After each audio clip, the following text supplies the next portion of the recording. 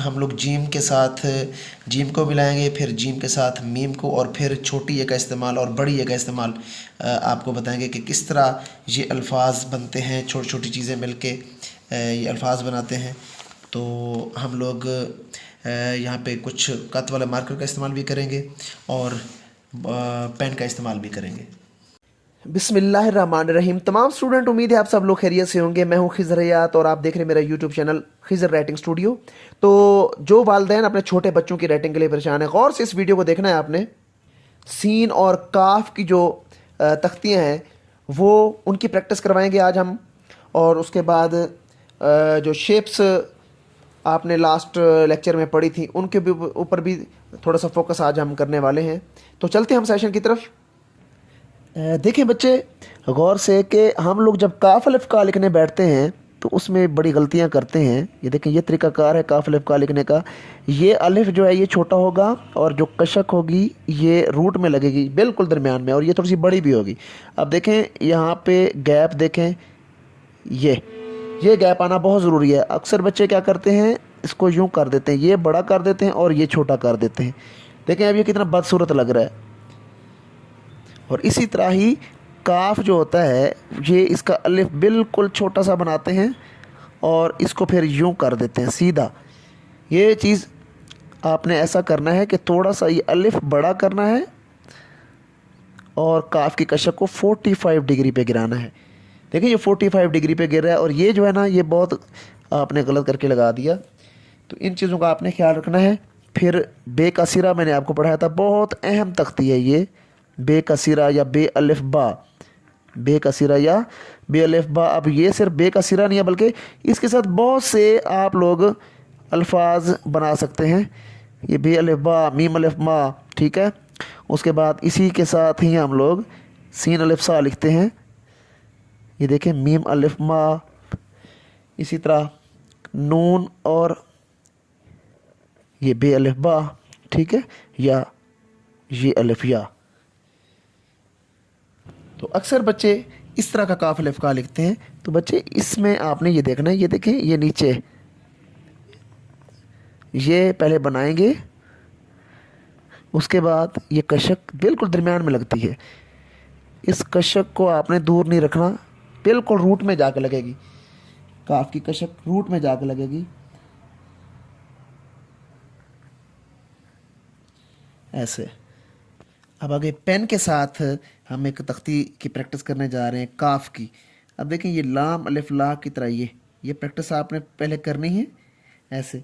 अब इसी तरह ये लाम अलिफ ला के साथ ही आपने बे को लगा देना है।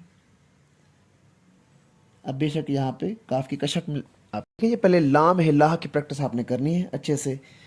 अब इसी के साथ शेप ऑफ बोर्ड को मिलाया है, ये देखें इसी के साथ ही शेप ऑफ बोट मिली है। और फिर काफ कर ये लाइन के ऊपर लिखा जाता है, काफ और दाल कद ये भी लाइन के ऊपर लिखा जाएगा। ये सारे ये लाइन के ऊपर देखे जा रहे हैं। ये तख्ती आपने जहन में रखनी है। उसके बाद जीम, अब यहाँ पे मैंने कहा था कि ये वही जीम है जिसमें अगर हम इसको मिलाएं तो ये एग भी बन जाता है। ये क्लाक व शेप ऑफ मून की प्रैक्टिस अच्छे से करेंगे तो जाके आपके ये अल्फाज बनेंगे। काफ छोटी की को देखें, यहाँ पे वो नुक्ता मुदव्वरा की फॉर्म आ रही है। अब इस तरह जो आप लोग की डालते हैं इससे आपने बचना है। बहुत से बच्चे ऐसे करके डाल देते हैं कि ऐसे, ये 5 की तरह, बल्कि थोड़ा सा आपने इसको मोल्ड करना है और उसके बाद काफ की कशक लगानी है ये। और फिर काफ और फे या काफ अलिफ का, देखिए काफ और फे में वही बे और फे की तख्ती आ रही है। यहाँ पे देखें काफ और फे, कफ।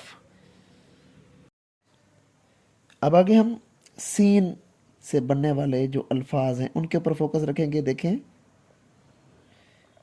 ये सीन, अब इसमें दंदाने स्टेप वाइज हैं, गौर से देखें ना। ये देखें ये 1, ये 2 और ये 3 दंदाने इसमें स्टेप वाइज आ रहे हैं। और ये शेप ऑफ मून, सारे दंदाने स्टेप वाइज हैं। उसके बाद ये बे का सिरा है। उसके बाद आगे सीन, ये देखें ये सीन का सिरा। फिर सीन अलिफ सा, सीन अलिफ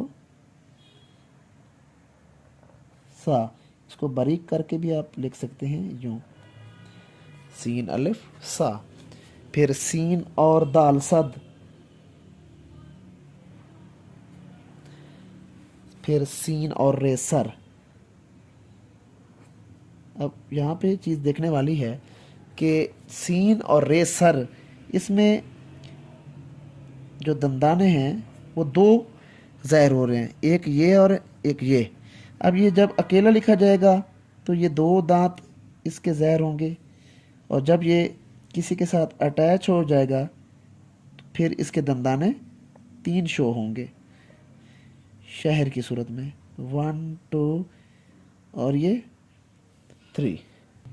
अच्छा, जब दो शीन एक साथ आ जाएंगे तो फिर एक को आपने क्या देनी है, स्लाइड दे देनी है, और दूसरे को स्टेप्स दे देने हैं, ठीक है, यानी दंदाने दे देने हैं। शशम या शशदर, ये देखें,